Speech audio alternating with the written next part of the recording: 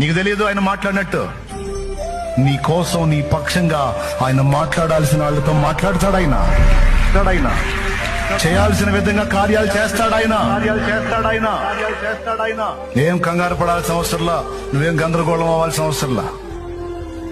ఎవరితో మాట్లాడితే నీకు మేలు కలిగిద్దో, ఎవరితో మాట్లాడితే కార్యాలు జరుగుతాయో మాట్లాడాల్సిన వాళ్లతో ఆయనే మాట్లాడుతాడు. దిగులు పడద్దో. విశ్వాసము గలదానవై ఆయన సన్నిధిని ప్రేమించు. విశ్వాసము గలవాడవై ఆయన సన్నిధికి చేరి నీ బాధ, గోడు, వేదన అంతా చెప్పు చెప్పు చెప్పు.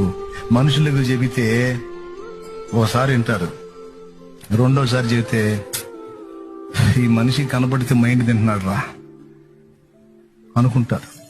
10 మంది దగ్గరికి వెళ్ళి నీ బాధ 10 సార్లు 10 మందికి చెప్పుకునే కంటే ఆ 10 సార్లు ఒక్క దేవుడు, నీ ప్రభు అయిన యేసు దగ్గరికి వెళ్ళి చెప్పుకోపో 10 సార్లు.